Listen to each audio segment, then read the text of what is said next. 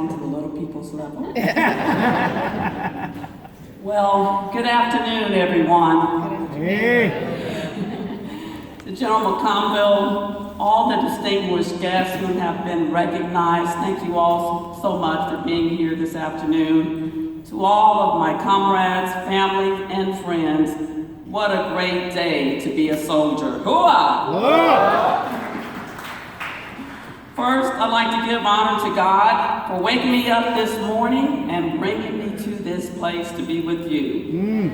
It is an absolute privilege to look out among the crowd and to see the many distinguished guests, family, friends, and comrades of the best Army in the whole wide world. Yes, give yourselves a hand and all of our military men and women around the world. Thank you all for coming. My family and I are truly humbled and grateful for your presence. General McConville, thank you, sir, and Maria, for hosting this ceremony and for always making me feel like a valued member of the team. Congratulations to you and Maria on your confirmation to be our Army's next Chief of Staff. Yes, let's give them a round of applause. And speaking of Chief of Staff, without a doubt, we have been blessed by the leadership of General Mark Milley, recently nominated to be the next chairman of the Joint Chiefs of Staff, and that of Secretary Mark Esper, now serving as the Acting Secretary of Defense. I thank them both in absentia for the privilege to have had a seat at their table these past 3 years, where decisions are made daily in support of the readiness and care of our soldiers, civilians, and families. Members of the Old Guard, as always, you look and sound great. I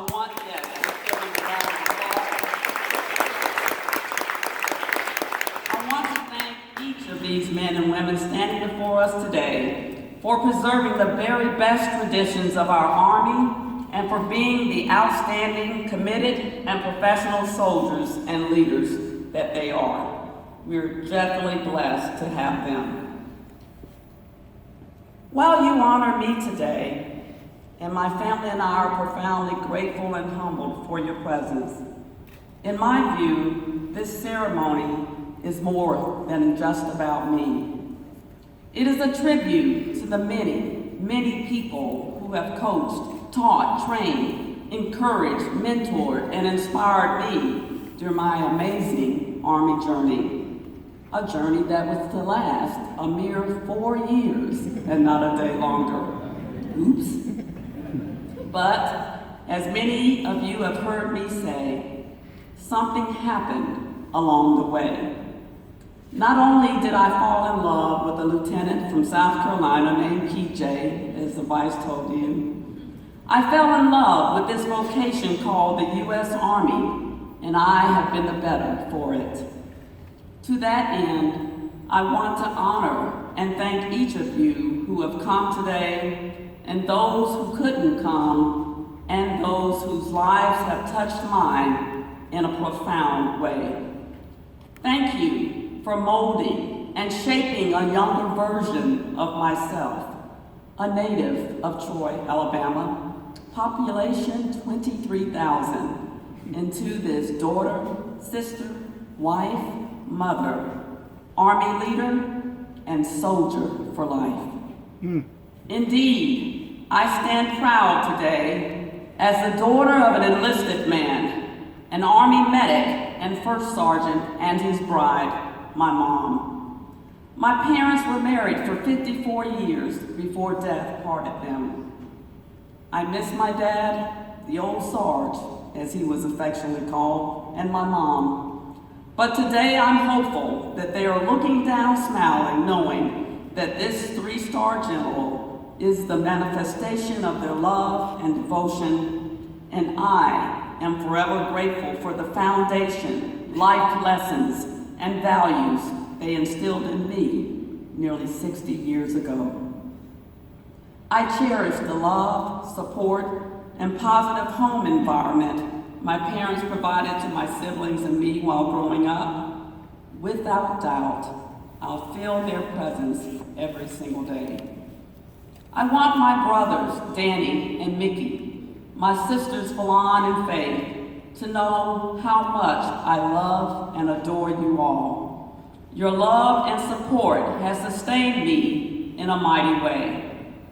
I cannot begin to tell you just how much you mean to me. I love you all.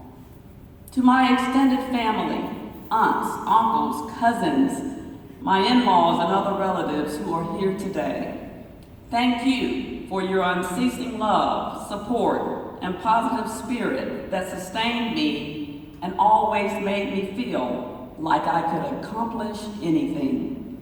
We have truly covered good ground together.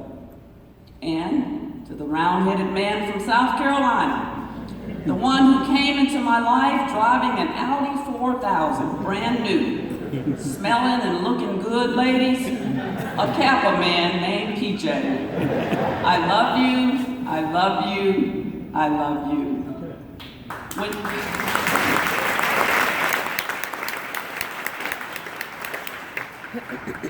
When you asked me to be your wife and the mother of your children, my heart skipped a beat, knowing that you were absolutely the right man for me.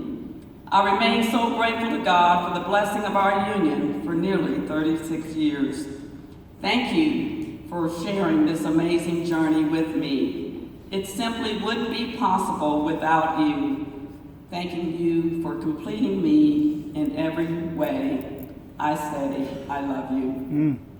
For the two rugrats in our lives, now two grown-up young adults, Dr. Tava Michelle and Philip Jamal.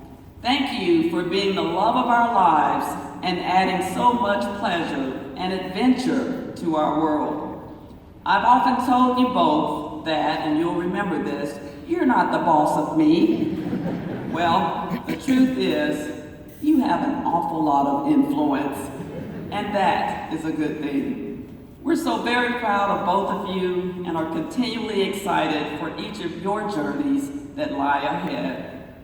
Keep the love of God first in your lives, and always know that your mom and dad will have everlasting love and support for you both as you endeavor to do that which is lying ahead of you.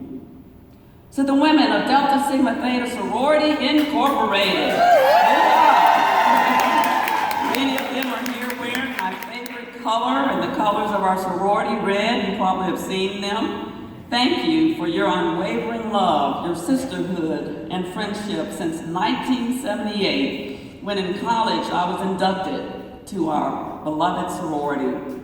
You taught me how to care for others in need through public service initiatives while forging strong bonds of sisterhood.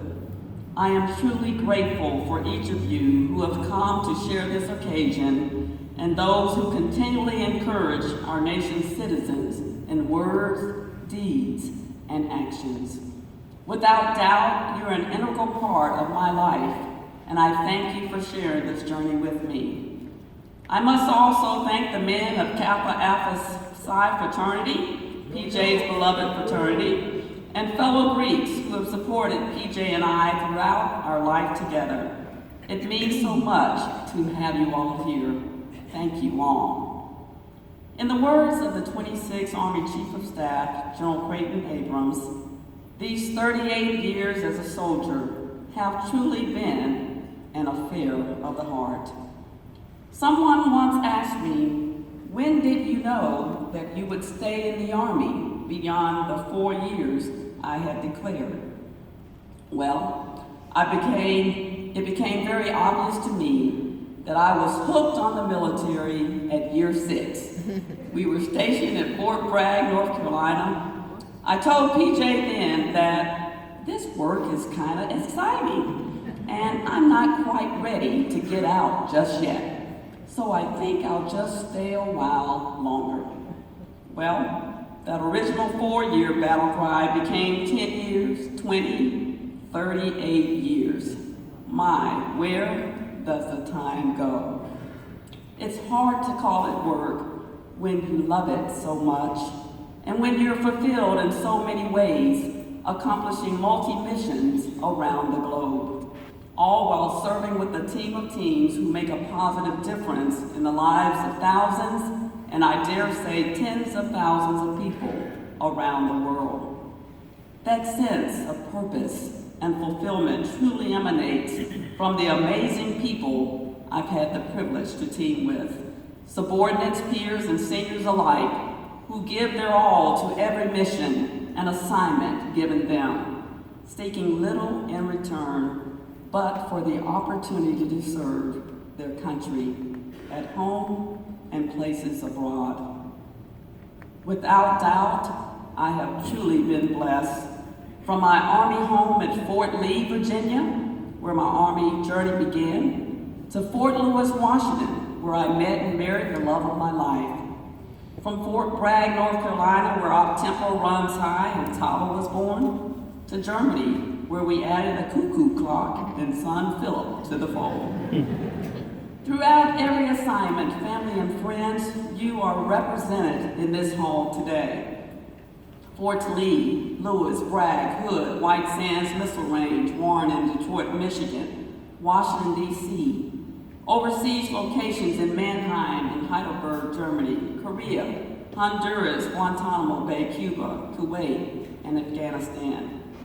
From these locations and points in between, I'll take a little of each of you with me to Austin, Texas. God willing, when we get to Texas, I'll be trading in my combat boots for flip-flops, flats, and cowboy boots. But what I will never trade for anything in the world is the privilege to have met and served with each of you. General Johnny Wilson, my Army dad, who met me as a brand new second lieutenant, and Keith Maxey, my 1st Battalion commander, who filled in as father of the bride in 1983. I'll never trade anything for the privilege to have stood on the shoulders of giants, senior leaders and mentors who modeled what right looks like and paved the way for me, many of whom are in attendance today. When I relinquished my CAT card on the 31st of August for a retiree card, I will forever cherish the privilege to have worked alongside the best teammates on the planet, men and women across the Army staff and formations throughout our Army, leaders extraordinaire who taught me so much. And to my own team, Team Maxim, in a word, maybe two, you rock, and are an incredible team of professionals who pour your heart and soul into everything you do. I cannot begin to tell you how much I appreciate each of you for the work you do to enable the readiness of our soldiers, civilians, and families.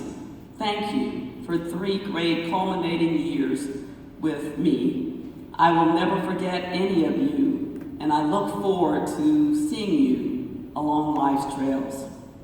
American poet, singer, and storyteller Maya Angelou once said, and I quote, "People will forget what you said, people will forget what you did, but people will never forget how you made them feel," end quote. And to that end, I want to thank you all for enriching my life beyond measure and making me feel like family.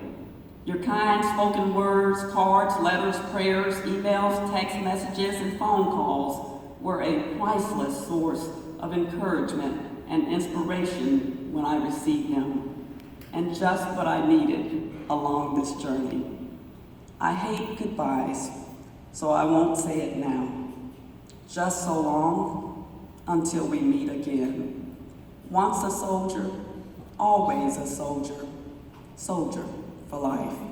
May God bless each of you and your families. May God bless our men and women who are serving in harm's way in places all around the globe.